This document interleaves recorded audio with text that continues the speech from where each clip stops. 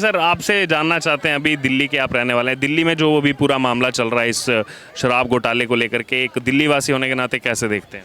नहीं, बहुत अच्छा है सर, क्योंकि लोग इतने बिगड़ गए थे कि एक के साथ एक फ्री मिली थी।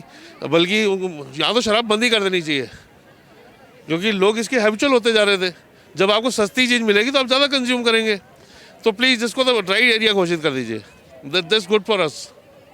इवन टू ऐसा नहीं कि हम लोग नहीं पीते, अपनी बॉडी ड्रिंक लेते हैं, लेकिन ऐसा नहीं होना चाहिए कि बच्चे बिगड़ जाएं और गली गली में मिलने लग जाए। ऐसा नहीं होना चाहिए। सर क्या लग रहा है अभी जो राजनीति परिदृश्य देश में चल रहा है, इस हिसाब से अभी 2024 का इलेक्शन आने वाला है, प्राइम इलेक्शन है, देश की दिशा तय करेगा, कैपेबल कौन लग रहा है पीएम पद के लिए? Sir one man, only one man, you know, Modi. Only Modi. He is doing very good job.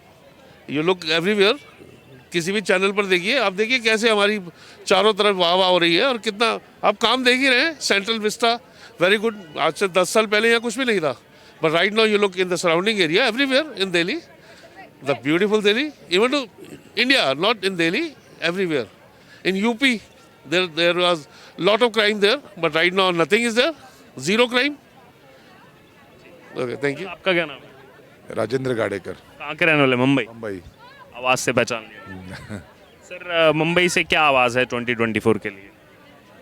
Mumbai से आवाज़ तो फिलहाल तो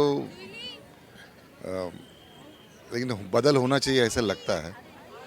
क्या ऑप्शन क्या लग रहा है? ऑप्शन तो ऐसा पावरफुल तो अभी यही है, जो मुंबई महाराष्ट्र का जो राजकारण है, जो पॉलिटिक्स है, वो हिसाब से मुश्किल है 24। क्या लग रहा है अभी कौन आएगा? बीजेपी आएगा 24 में, क्योंकि बीजेपी बाकी लोग को बहुत ये कर दिया है मैंने, वीक हो गए सब लोग। They are not that much capable. वैसा कोई चेहरा नहीं है सामने? वैसा कोई चेहरा नहीं लग रहा सामने? चेहरा तो राहुल गांधी तो है चेहरा सामने। उन्होंने जो पद यात्रा की, हमारे महाराष्ट्र से भी आ गए, it is very good response. लेकिन अभी कैसे वो लोग को उसका ये करते हैं मालूम नहीं, लेकिन जो तरफ से जो रूलिंग इसके तरफ से जो चल रहा है, वो हिसाब से वो कमज़ोर दिख रहे हैं।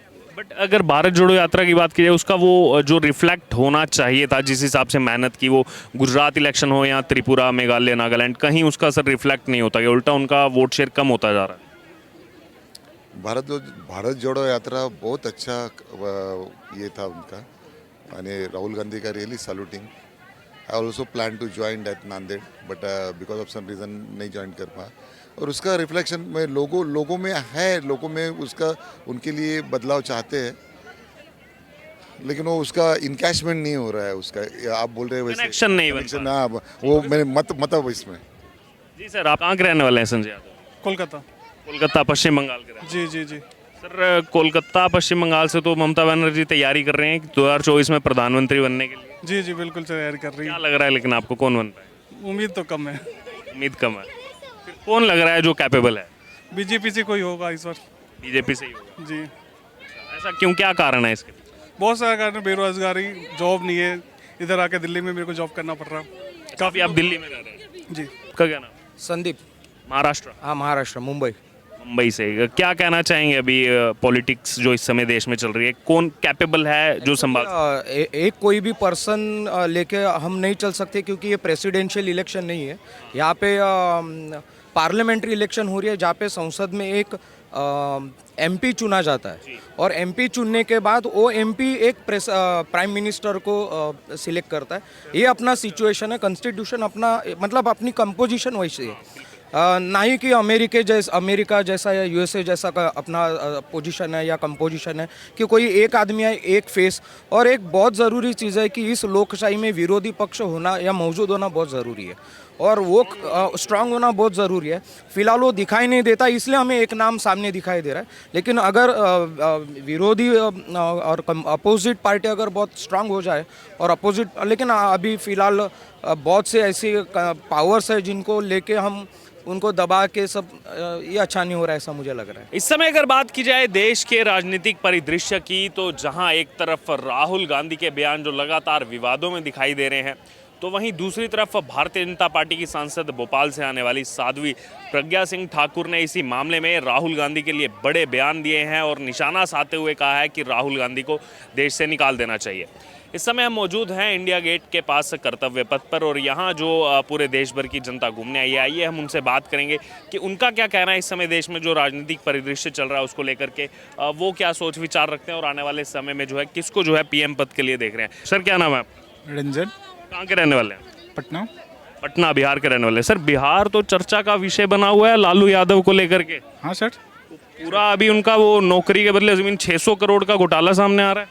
सर क्या करेंगे, इशू ऐसा है ना कि जो आज जिस डेट में जैसे लालू यादव जिस समय बिहार का जो ताज पे बैठे थे 1990, वो एक ऐसा स्थिति था जिस टाइम सोशल जस्टिस बिहार के लिए बहुत इम्पोर्टेंट थी।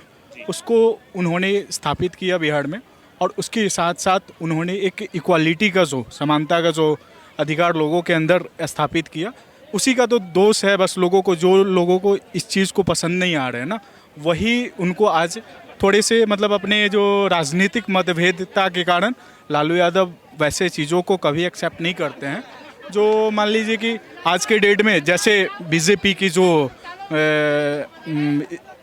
ये है ना, बीजेपी की जो पॉलिटिक्स जो करने की जो ये है, लालू यादव जी कभी भी उसको एक्सेप्ट नहीं करते, बिकॉज लालू यादव जी हर समय वो चीज़ अलग है। मैं पूछ रहा हूँ जो ये जो स्कैम सामने आ रहा है, ईडी के अधिकारियों ने कल कहा कि 600 करोड़ रुपए का इसमें जो है घोटाला सामने आ रहा है। 4 लाख रुपए का बंगला यहाँ न्यू फ्रेंड्स कॉलोनी में, आपको पता है दिल्ली में रेट कैसे हैं, वो 4 लाख का बंगला लिया जाता है, आज उसकी वैल्यूएशन 150 करोड़ रुपए।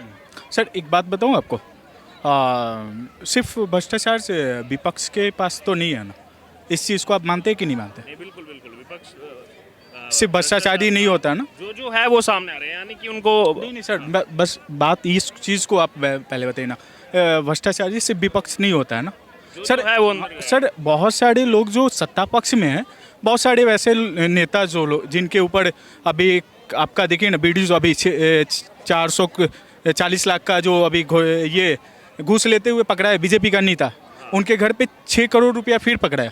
सर भ्रष्टाचार जी उन पे काहे नहीं होता है?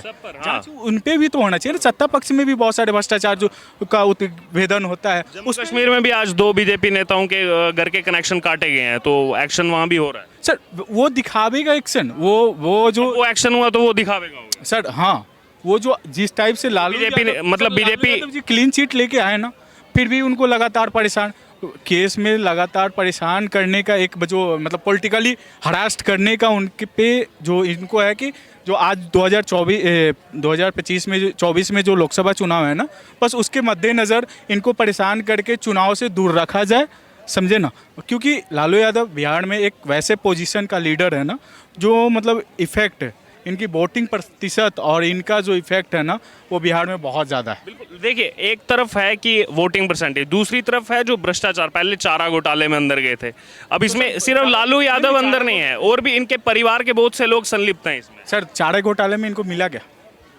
चारे घोटाले में तो दोषी करार दिए थे ना, पर पाए क्या है? क्लीन चिट मिला ना, केस में उनको बेल मिला ना, आए ना बाहर, पर उसमें उत्भेदन क्या किए? मैं इस चीज़ को जानना चाहता हूँ।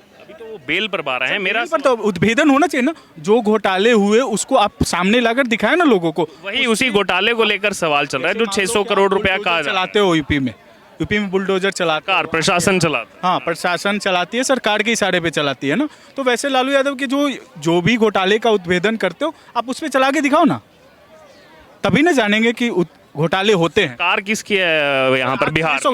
सर 600 करोड़ की फिर घोटाले आप शो किए। इसके पहले गुरुग्राम के एक मॉल का, वो मॉल भी आप ही का निकला।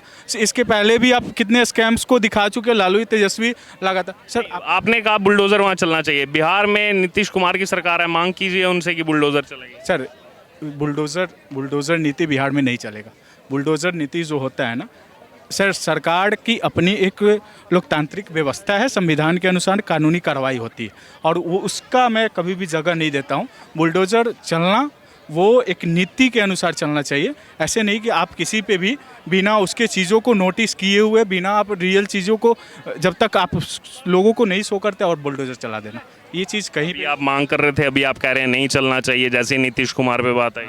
नीतीश कुमार सर वैसी नीति जो लोगों के अंदर एक मतलब अग्रेशन को पैदा करता हो, वो नीति को नीतीश कुमार कभी भी एक्सेप्ट नहीं करता। यूपी में जो बुलडोजर कार्रवाई चल रही है उस पर क्या?